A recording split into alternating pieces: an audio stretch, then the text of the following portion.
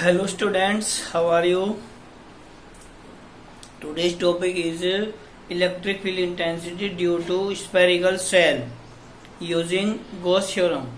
Gauss theorem का use करके spherical shell के लिए हम इलेक्ट्रिक फील्ड इंटेंसिटी फाइंड करेंगे। ठीक है, इसमें तीन केसेज होंगे, एक होगा इनसाइड द सेल, एक होगा आउटसाइड द सेल, एक होगा on the surface of shell. देखो इसमें फर्स्ट में करूंगा इनसाइड। ठीक है, electric field intensity inside spherical shell. एक बार बोर्ड में ये क्वेश्चन आया था, using Gauss theorem show that electric field intensity vanishes inside a spherical cell.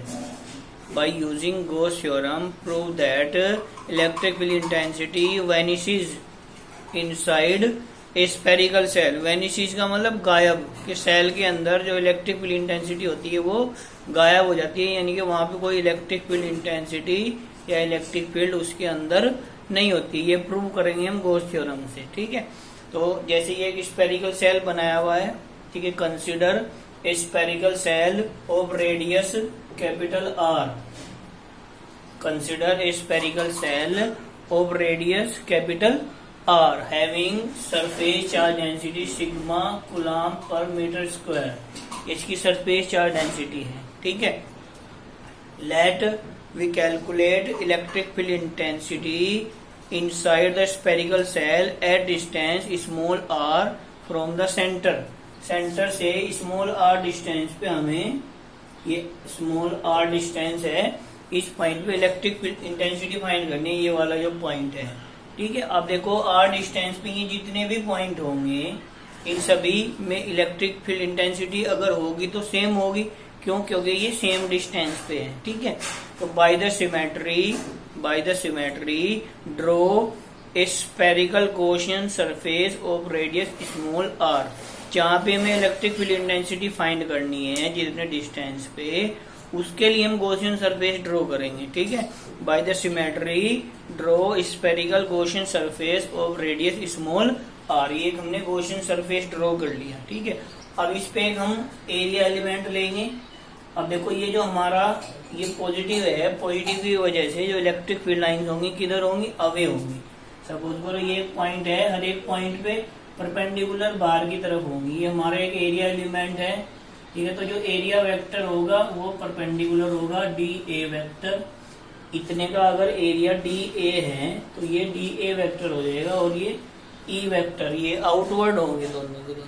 तो दोनों ये एक दूसरे के पैरेलल होंगे, तो इनके बीच में एंगल कितना होगा? थीटा की वैल्यू हो जाएगी हमारी 0 हो जाएगी। ठीक है, अब देखो यहाँ पे निकाल समझेंगे ना। पहले हम क्या करेंगे, consider spherical surface of radius capital R having surface charge density sigma coulomb per metre square.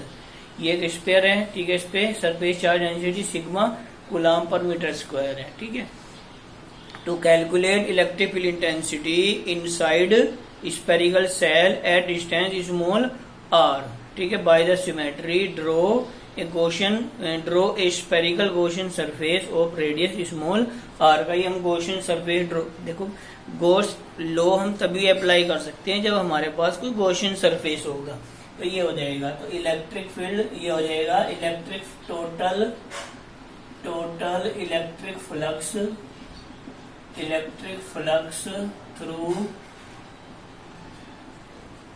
Gaussian surface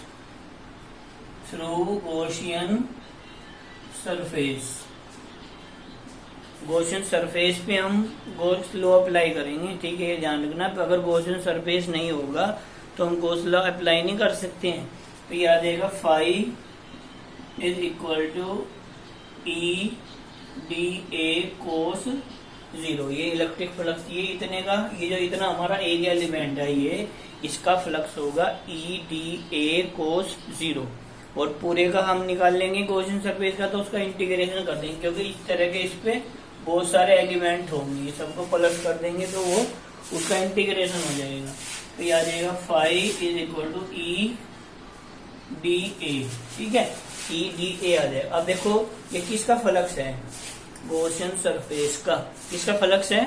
Gaussian surface का। तो ये एरिया भी किसका होगा? यहाँ पे ये भी गॉसियन सरफेस का होगा। तो गॉसियन सरफेस हमारा ये वाला है स्मॉल आर रेडियस का। ठीक है, हम यहाँ कैपिटल आर यहाँ स्मॉल आर भी ले सकते हैं, उससे कोई फर्क नहीं पड़ेगा, वो तो लेट करने वाली बात है। तो यह आ जाएगा surface area of Gaussian surface,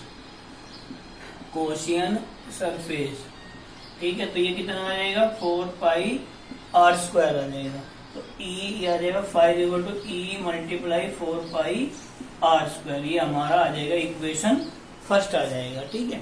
ये किससे आया, ये डायग्राम से आया, ठीक है। एक हम गॉस थ्योरम के अकॉर्डिंग निकाल लेंगे फाई की वैल्यू, और एक डायग्राम से निकाल लेंगे। तो according to Gauss law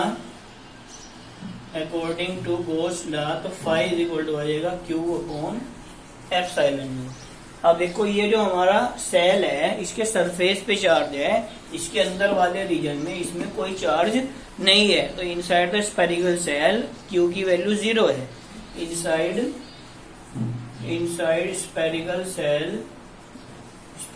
cell Q is equal to 0। तो यहाँ पे ये वैल्यू पुट करेंगे, ठीक है। इसको सेकंड अगर मानते हैं इसमें क्यू की वैल्यू पुट करते हैं तो फाई इज इक्वल टू आ जाएगा 0, इक्वेशन आ जाएगी थर्ड। अब ये भी फाई की वैल्यू है, ये भी फाई की वैल्यू, दोनों को इक्वेट करा देंगे from first and third.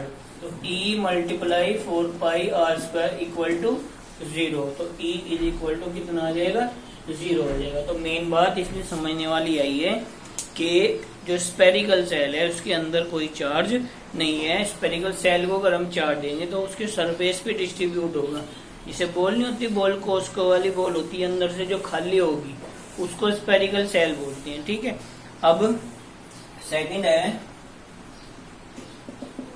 Electric field intensity outside the spherical shell, ठीक है। स्पेरिकल सेल के बाहर हमें फील्ड इंटेंसिटी फाइंड करनी है, तो उसके लिए हम क्या करेंगे,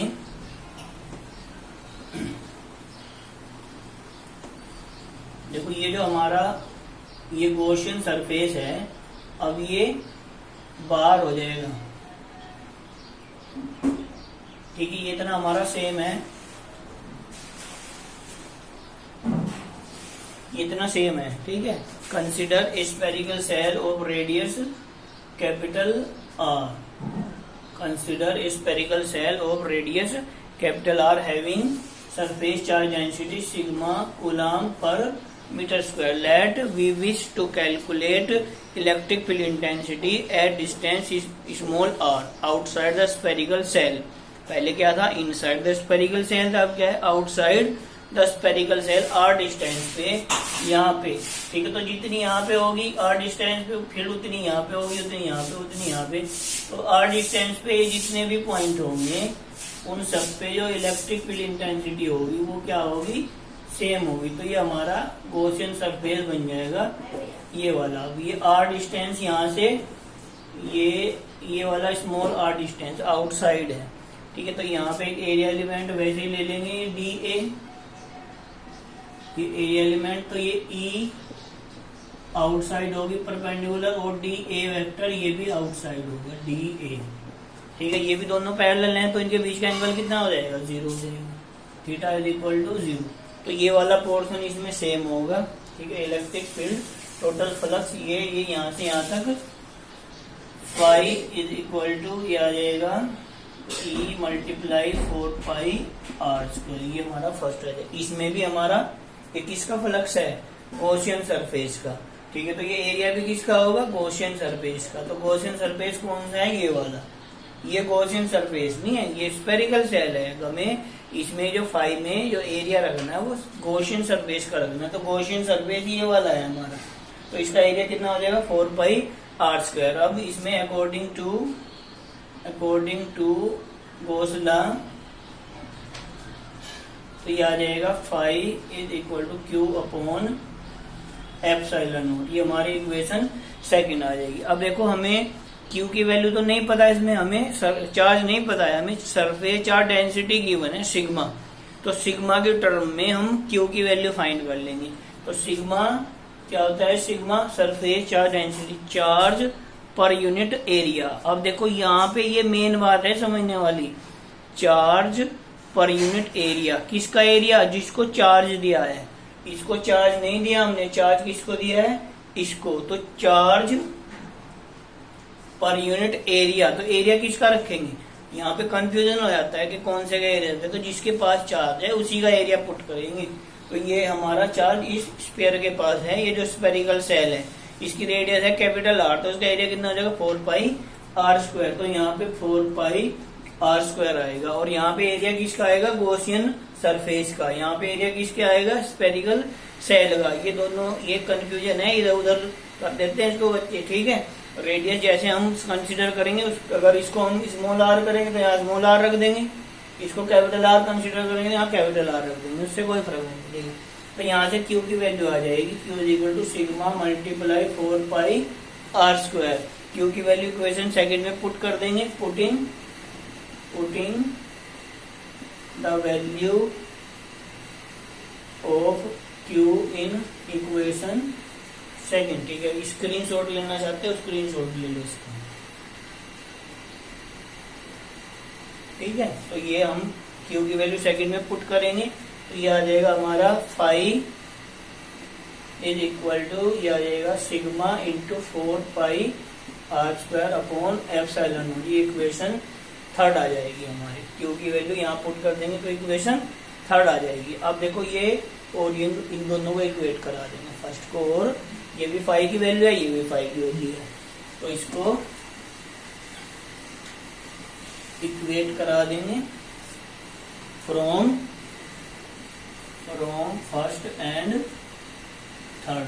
ये आ जाएगा E multiply 4πr² is equal to ये sigma into 4πr² upon epsilon not.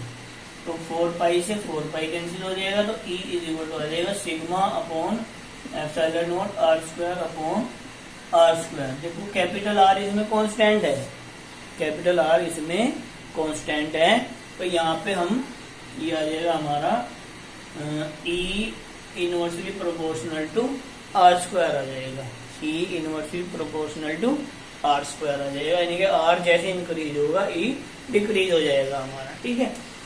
अब इसमें अगर हम उसकी रेडियस कैपिटल R ले तो ये ऊपर नीचे आ जाएगा, उससे कोई फर्क नहीं पड़ेगा, ऐसे लोगे तो ऐसे ठीक रहेगा। अब देखो ऑन द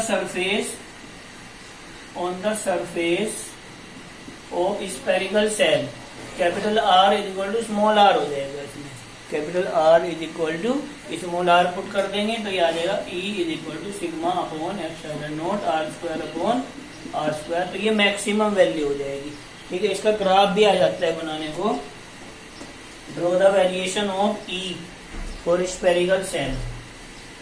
ये स्फेरिकल सेल है कोई, तो इसके अंदर तो इलेक्ट्रिक फील्ड 0 रहेगी, यहाँ तक 0 रहेगी, और यहाँ सरफेस पे फिर ये मैक्सिमम हो जाएगी। सपोज करो सरफेस पे ये E की वैल्यू, ये सरफेस पे ये E की वैल्यू है E maximum, E is equal to sigma upon epsilon nought. उसके बाद ये R पे डिपेंड करेगी, ये हमारा डिस्टेंस है R, तो ये फिर इनवर्सली प्रोपोर्शनल है, तो ये ऐसे डिक्रीज होनी शुरू हो जाएगी, ठीक है।